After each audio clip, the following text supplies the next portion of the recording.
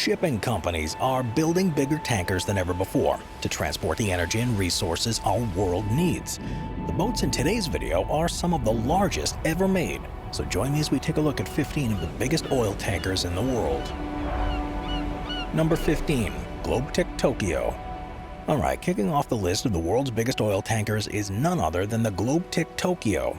This ship is one of 3 oil tankers in her class and made her first voyage in February of 1974. She comes in at 1,243 feet long, with a deadweight tonnage capacity of 484,000 tons and a beam length of 203 feet. At the time, she was one of the biggest oil tankers in the world, right next to her sister ship, the Globetic London. The Globetic Tokyo was built by Ishikawajima Harima Heavy Industries in Japan, with a steam-powered turbine of 45,000 horsepower, geared to a single shaft, and could reach a top speed of 17 knots, and was incredibly nimble for a ship of her size. She even had a turning circle shorter than 3 times her length, and could stop in under 3 miles with her single screw in reverse. If that fact is too boring for you, then just remember the next time you try to parallel park or make a 3-point turn in your car on a busy street. The Globetic Tokyo was big, but she sure knew how to move. She operated with a great deal of pride for 13 years before being discontinued in 1986, and both she and her sister, the London, were sadly scrapped for parts in 2003. But perhaps by going by the myth of Theseus, the Globetic Tokyo lives on through the ships that bear her parts. Number 14. Pierre Guillemot. There are oil tankers and then there are supertankers, which is exactly what the next entry on this list is. The supertanker, known as the Pierre Guillemot, was built in 1977 and falls under the Battleless class of supertankers. Named after a former French minister of the armies under the famous Charles de Gaulle, the Pierre Guillemot is absolutely huge, with a length of close to 1,400 feet and a deadweight tonnage of more than 500,000 tons. That's a lot of oil being carried around. But the life of this oil tanker is an interesting one, because it only served for 6 years, which is a considerably short amount of time.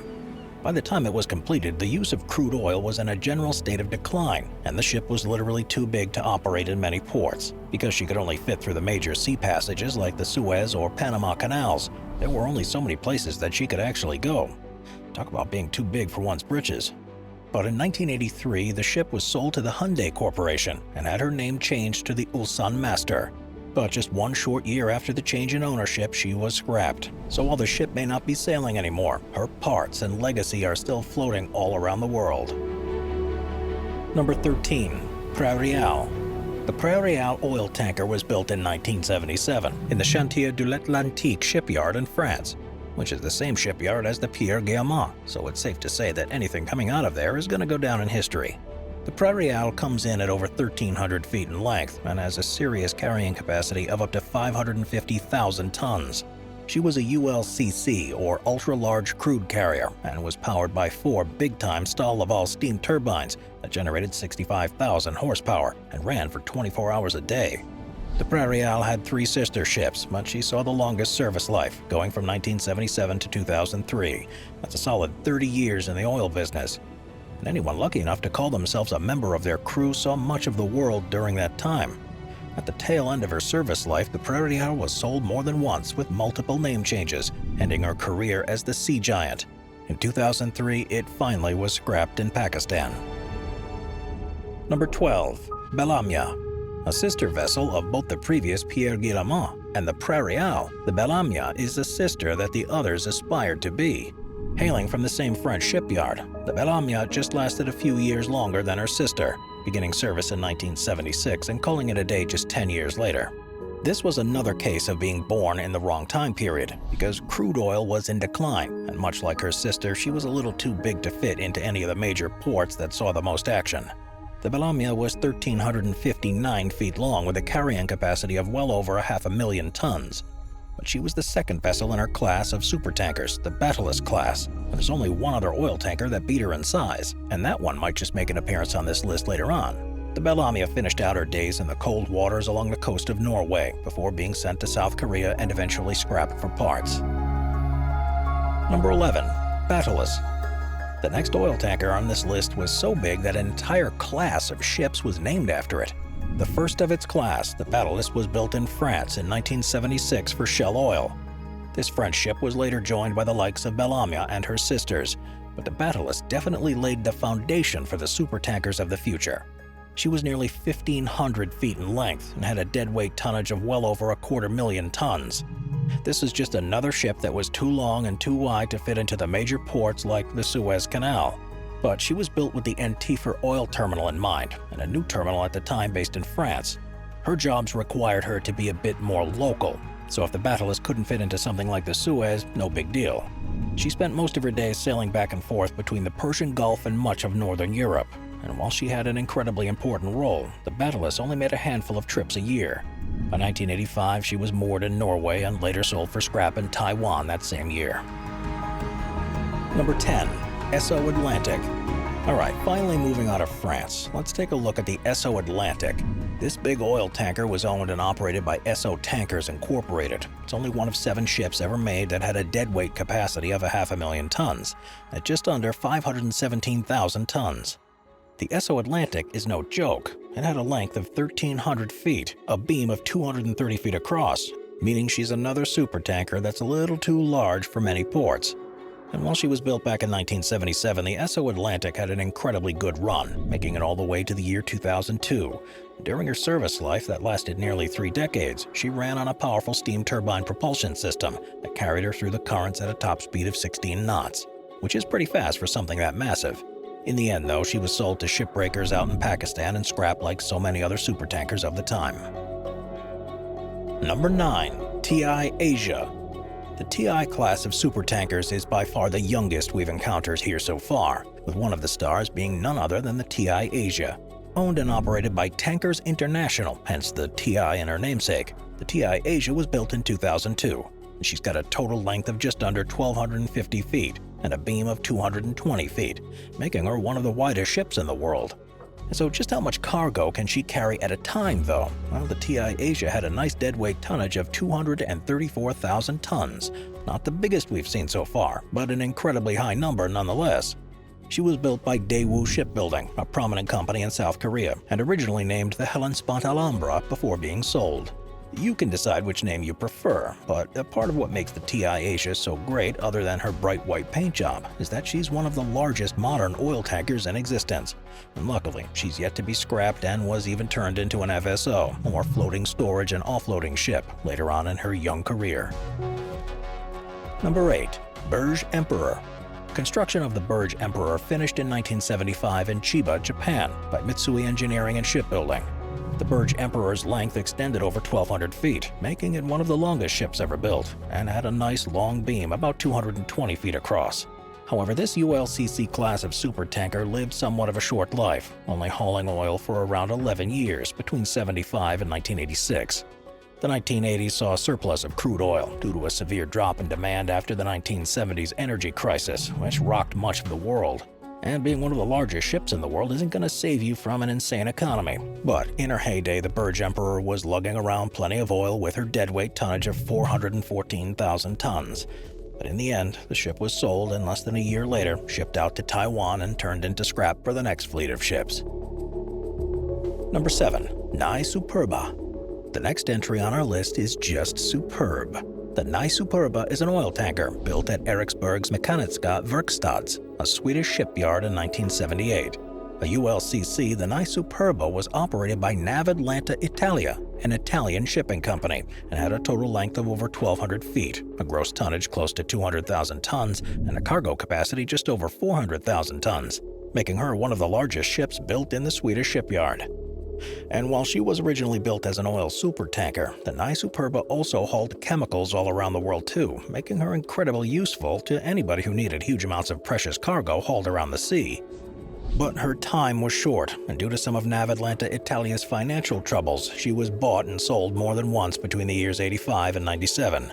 But in the end, the Nai Superba became harder and harder to deal with, and not as profitable as her operators had hoped, and the supertanker industry as a whole was suffering losses, so she was eventually sold for scrap metal in 2001. Number 6. Burj Empress. Every emperor needs an empress. Another Japanese oil tanker built in the amazing shipyards of Chiba, the Burj Empress was one of the biggest ships to ever sail the 7 seas. It had an incredible length of 1,250 feet and a beam of 223 feet across. She had a gross tonnage of over 200,000 tons and a deadweight tonnage of 423,000 tons, which gave her a draft of 75 feet.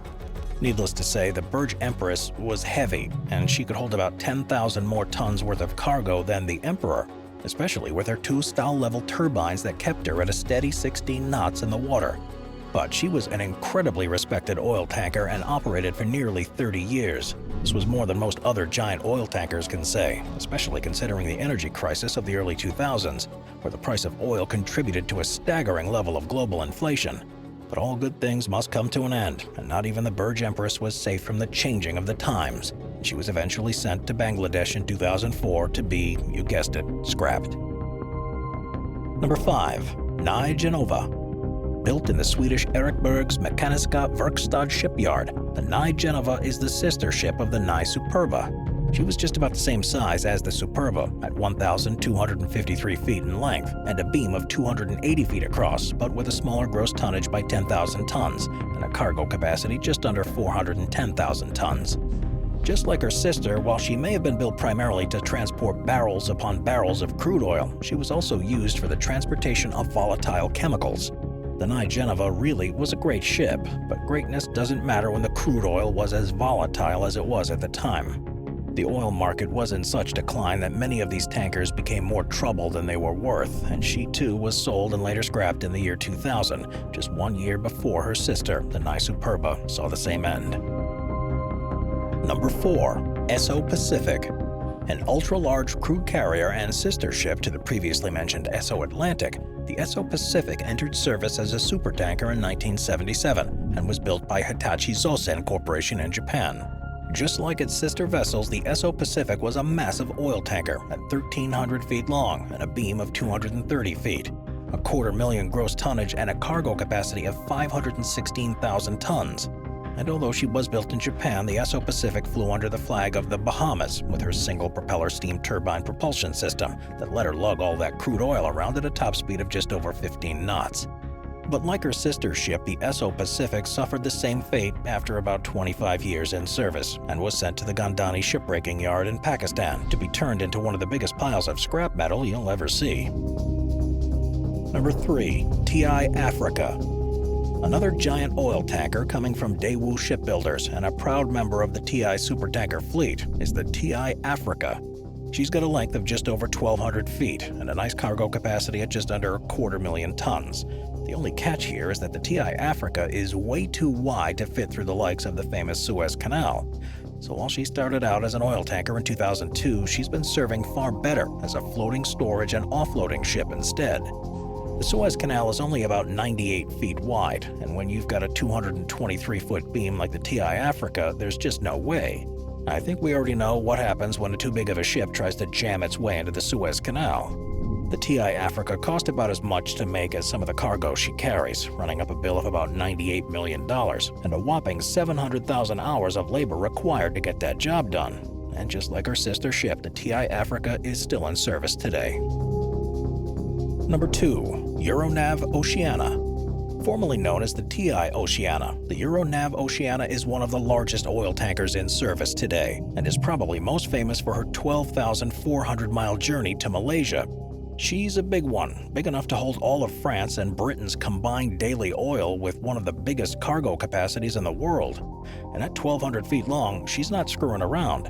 In the world of crude oil transportation, she's hands down one of the most popular vessels, and was even featured on the Discovery Channel. But when she's not hauling crude from one end of the Earth to the other, the Euronav Oceania is also making plenty of room for other materials like crude sulfur.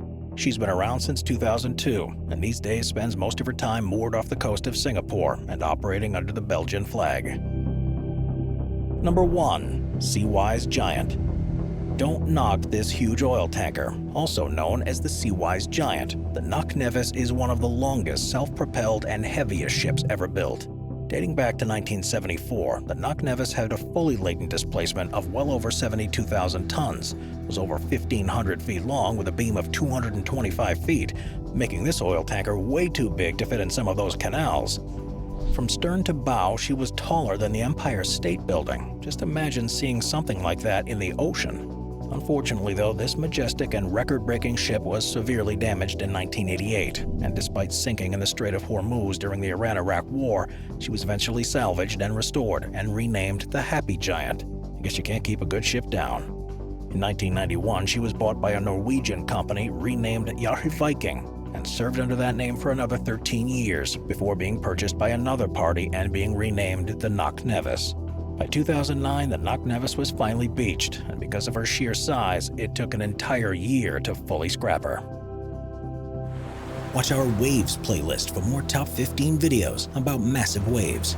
Sit back, relax, and binge watch all of our best wave videos.